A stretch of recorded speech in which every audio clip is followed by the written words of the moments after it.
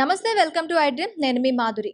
కోల్కతా ఘటన మనం చూస్తూనే ఉన్నాం. కోల్కతా ఘటన జరిగిన రోజే మనకి దేశవ్యాప్తంగా 16 రేప్ అటెంప్ట్స్ జరిగాయని మనకి లెక్కలు చెప్తున్నాయి. అదొక్కటే కాదు, ప్రతి నిమిషం కూడా ఆడవాళ్ళకి సేఫ్టీ అనేది లేకుండా పోతుంది. అసలు ఎందుకు ఈ దుస్థితికి మనం చేరుకున్నాం? దేశంలో ఎక్కడ చూసినా కూడా ఆడవాళ్ళ మీద అత్యాచారాలు. నాట్ ఓన్లీ ఆడవాళ్ళు, ఇప్పుడు పైశాచికత్వం ఎక్కువైపోయి మగవాళ్ళ మీద కూడా రేప్ అటెంప్ట్స్ అనేవి పెరుగుతూ ఉన్నాయి. దీనికి అసలు ఏంటి కారణం? ఇలాంటి జరుగుతూ ఉన్నా కూడా న్యాయస్థానాలు ఎందుకు దీనికి తొందరగా దీనిపైన ఒక నిర్ణయానికి వచ్చి ఎందుకు శిక్షలను అమలు చేయలేకపోతున్నాయి? అసలు ఇలాంటి కేసెస్లో ఏం జరుగుతుంది? ఇవన్నీ అడిగి తెలుసుకునే ప్రయత్నం చేద్దాం. మనతో పాటు ఉన్నారు నేరెళ్ళ మల్యాద్రి గారు, retired judge and supreme court advocate కూడా. తనని అడిగి పూర్తిగా డీటెయిల్గా తెలుసుకుందాం. నమస్తే సార్. మనం కోల్కతా ఇష్యూ చూసాము. కోల్కతా ఇష్యూలో ఆ అమ్మాయిని దారుణాతి దారుణంగా రేప్ చేయడమే కాదు, ఇందులో చాలామంది హస్తం ఉంది అని చెప్పి కూడా అంటున్నారు. అలాగే ఆ అమ్మాయిని కొట్టి అతి దారుణంగా ఇప్పుడు వ్యామోహం ఉన్నవాడు రేప్ చేసి వదిలేస్తాడు, కానీ ఆ అమ్మాయిని ఏదో కక్ష సాధింపు చర్య చేసినట్టుగా కనిపిస్తుంది అక్కడ. మనం ఆమెను కొట్టిన ఆ లిప్స్ మీద దెబ్బలు కానీ, కంఠం మీద దెబ్బలు కానీ, మెడ ఎముక ఇరిగిపోవటం కానీ, చాలా బాడీ పార్ట్స్ నుంచి బ్లీడింగ్ అవ్వటం కానీ, అమ్మాయిని చాలా దారుణాతి దారుణంగా హింసించి చంపడం జరిగింది.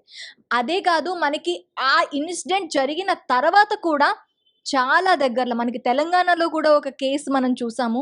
అలాగే మనకి ఉత్తరప్రదేశ్లో చిన్న పిల్లల మీద, బాలుళ్ళ మీద, వాళ్ళ మీద కూడా రేప్ అటెంప్ట్స్ జరిగాయి. ఒక దుకాణదారుడు రేప్ అటెంప్ట్ చేశాడు అని చెప్పి ఇవాల్టి న్యూస్లోనే మనం చూసాము. సరే, ఇంతలా పాశవికంగా ఎందుకు వీళ్ళంతా ప్రవర్తిస్తున్నారంటారు? ముందుగా మీకు యాజమాన్యానికి చేతులెత్తి జోడిస్తున్నాను. మంచి సబ్జెక్ట్ మీద మీరు ప్రజలకి అన్ని విషయాలు తెలియజేయాలని వచ్చారు. ఇది దారుణం, అక్రమం, అన్యాయం, చట్ట వ్యతిరేకము, మానవతా విలువల్ని కూడా మంటగలిపే విధంగా చేసినటువంటి ఒక కార్యక్రమం.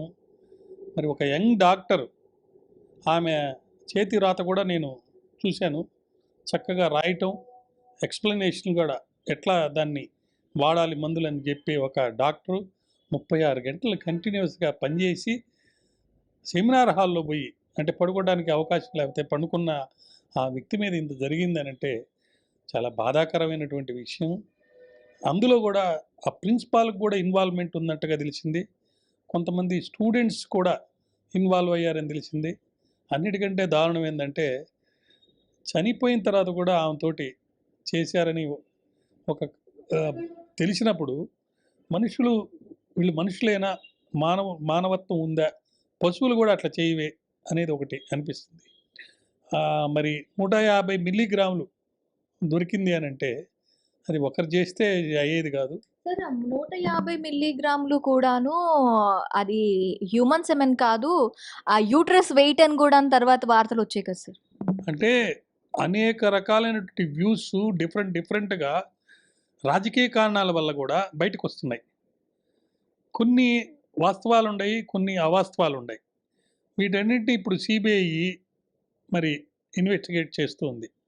కాకపోతే ఏంటంటే, ఎందుకు సెన్సిటైజ్ కాలేదు? కాళ మీరన్నట్టు శత్రుత్వం ఉండొచ్చు, లేదా లస్ట్ ఉండొచ్చు. ఈ రెండింటి యొక్క రిజల్ట్ ఎలా ఉంటుందంటే, శత్రుత్వం ఉన్నాడు చంపేసి వదిలేస్తాడు, లేదు లస్ట్ ఉన్నాడు ఆ కార్యక్రమం చేసి వెళ్ళిపోతాడు. కానీ ఆ పక్క వాళ్ళు కూడా అసలు పట్టించుకోకుండా రెనోవేషన్ చేస్తున్నారట. బిల్డింగ్ హాస్పిటల్ని రెనోవేషన్ వర్క్ మామూలుగా ఏం జరగనట్టే, ఆ జరిగి ఆ డెడ్ బాడీ ఆడుంటే ఏదో రెనోవేషన్ కార్యక్రమం మామూలుగా కొనసాగి జరిగిపోతుందట. అదేదో ఎవరిదో సమస్య, ఎవరో వచ్చి చూస్తారులేని ప్రిన్సిపల్ గారు కూడా పట్టించుకోలేదట. తల్లిదండ్రులు రాత్రికి రాత్రి కాలేజ్ కూడా మారిపోయారు. అదే తల్లిదండ్రులు వచ్చి రిపోర్ట్ ఇస్తే 174 కింద అనుమానాస్పద పరిస్థితిలో చచ్చిపోయినట్టుగా కేసు రిజిస్టర్ చేశారు. అంతేగాని రేప్ అని కానీ మర్డర్ అని కానీ చేయటం లేదు. ఇదంతా చూస్తుంటే భారతదేశ చరిత్రలో ఈ కేసే కాదు, చాలా కేసుల్లో ఒక సిస్టమాటిక్ వైలెన్స్ కంటిన్యూస్గా అగెనెస్ట్ ఉమెన్, చిల్డ్రన్ జరుగుతుంది. దాంతోపాటు మిస్సింగ్ గర్ల్స్, ఆంధ్ర రాష్ట్రంలో మిస్సింగ్ గర్ల్స్ అందరినీ పట్టుకుంటాము, తేల్చేస్తామని చెప్పి పవన్ కళ్యాణ్ గారు చెప్పారు. ఒక అమ్మాయిని తీసుకొచ్చారు జమ్మూ అండ్ కాశ్మీర్లో ఎక్కడో ఉంటే. ఆ మిగతా అమ్మాయిల పరిస్థితి ఏంది? నేను మీకు స్టాటిస్టిక్స్ ఇస్తాను. ఒక మిస్సింగ్ గర్ల్స్ విషయంలో కానీ, రేప్ విక్టిమ్స్లో కానీ, డొమెస్టిక్ వైలెన్స్లో స్త్రీలకు జరిగే బాధలు కానీ, మీరన్నట్టు కొంతమంది అమ్మాయిలు అబ్బాయిల్ని రేపు చేసే సందర్భాలు కానీ, అబ్బాయిల్ని హింసపెట్టే సందర్భాలు కానీ, వీటన్నిటికీ మూల కారణాలని వెతకాలి. మన భారతదేశ సంస్కృతి, సాంప్రదాయాలు, ఉపనిషత్తులు, లేదా ఇంకా మన మానవతా విలువలు. వివేకానంద గారు సిస్టర్స్ అండ్ బ్రదర్స్ అనగానే పులకించిపోయారు అందరూ. దానికి అన్నిటికీ కారణం ఏంటి? మనలో భారతదేశ పౌరుల్లో ఒక చైతన్యం, ఒక మానవతా విలువ అవన్నీ ఉన్నాయి. అవన్నీ పోయి ఇలా కారణం అవ్వడానికి, ఇలాంటి జరగడానికి అనేక కారణాలు ఉన్నాయి. అవి కొంతమంది ఈ సినిమాల్లో వచ్చే ఈ విషయాలు కానీ, లేకపోతే ఏదో బ్లూ ఫిలిమ్స్ అంటారే, దాని అంటారు, అవి కానీ, ఇవన్నీ కారణం అంటున్నారు. వీటితో పాటు మనం ప్రపంచ చరిత్ర చూస్తే కూడా అనేక కేసుల్లో మనం చూసినప్పుడు మెంటల్ ఇంబ్యాలెన్స్లోకి ఒక మనిషి, ఒక వ్యక్తి ఎందుకు వెళ్ళిపోతున్నాడు అని మనం కనుక గమనిస్తే చాలా కారణాలు ఉన్నాయన్నమాట. సోషల్గా ఉన్నాయి, రిలీజియస్గా ఉన్నాయి, తర్వాత ఆపర్చునిస్టిక్ కూడా ఉన్నాయి.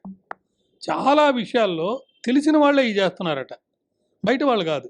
మేనమామలు ఉండొచ్చు, పక్కింటి వాళ్ళు ఉండొచ్చు. చిన్నపిల్లల విషయంలో అయితే మరీ దారుణం. వాళ్ళకి అసలు ఏమీ తెలియదు కాబట్టి అమాయకుల్ని వాళ్ళు అదొక సందర్భంగా చేసి జరుగుతుంది. ఇప్పుడు నిర్భయ అన్నారు 2012లో గ్యాంగ్ రేప్ ఢిల్లీలో జరిగింది. దాని తర్వాత 2017లో ఉన్నావ్ కేసు అది జరిగింది. ఒక గర్ల్ని రేప్ చేసి ఆమె తర్వాత ఊరేసుకొని చచ్చిపోయినట్టుగా ఉన్నావ్ కేసులో జరిగింది.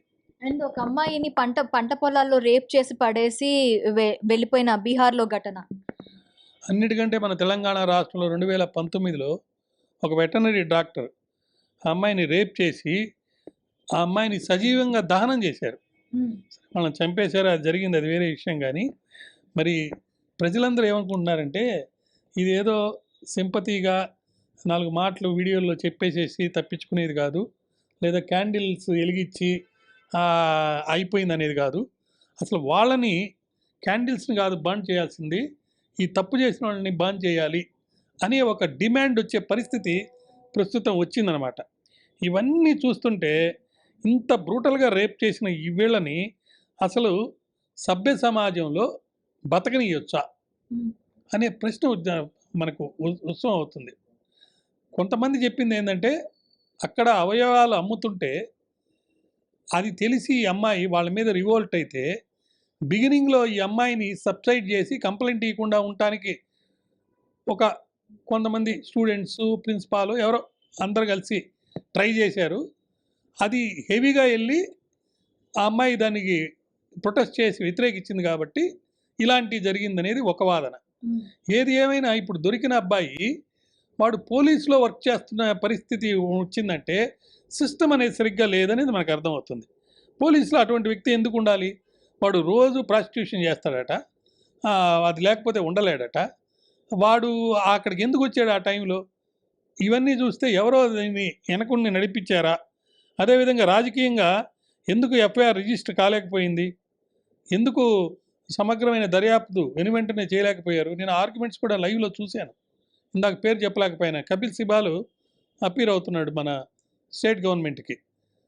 తర్వాత ఆయన సెంట్రల్ గవర్నమెంట్ తరఫున సిబిఐకి వెంటనే ఇవ్వాలని అది చూశాను. మనకి ఎన్నిటికంటే ముఖ్యమైన విషయాలు హైకోర్టు కలకత్తాలో జరిగిన ఆర్గ్యుమెంట్స్లో ఒక అడ్వకేటు ఒక పాయింట్ ఆర్గ్యూ చేశాడు. ఏడైతే పోలీస్ ఆఫీసర్ ఉన్నాడో అక్కడ ఇన్వెస్టిగేట్ చేయడానికి వచ్చినాడు, వాడి పాస్ట్ హిస్టరీ అంతా ఇటువంటి కేసుల్లో లేడీస్కి అగెనెస్ట్గా చేసి కేసుని క్లోజ్ చేసేటట్టు చేశాడట. అటువంటి వాడి దగ్గర నుంచి తప్పించాలని చెప్పి వాదించినందువల్ల మరి సిబిఐకి ఇవ్వమని చెప్పి అనడం జరిగింది. అదేవిధంగా చంద్రచూడ్ గారు, ఆయన మేము కలిసి చదువుకున్నాం ఢిల్లీలో, ఆయన మాకు సీనియర్. ఆయన సుమోటో ఈ కేసుని మరి టేకప్ చేశారు సుప్రీంకోర్టులో. అదేవిధంగా పీయూసీఎల్ వాళ్ళే ఫస్ట్ పబ్లిక్ ఇంట్రెస్ట్ లిటిగేషన్ వేసారు, దాన్ని కూడా అడ్మిట్ చేశారు. మరి సుప్రీంకోర్టు తీర్పుల ప్రకారం కానివ్వండి, లేకపోతే ఆ హైకోర్టులో ఇచ్చిన డైరెక్షన్స్ వల్ల సమగ్ర దర్యాప్తు జరుగుతూ ఉంది. ఈ పాలిగ్రఫీ టెస్ట్లో కూడా డిఫరెంట్ వర్షన్స్ వచ్చినాయట.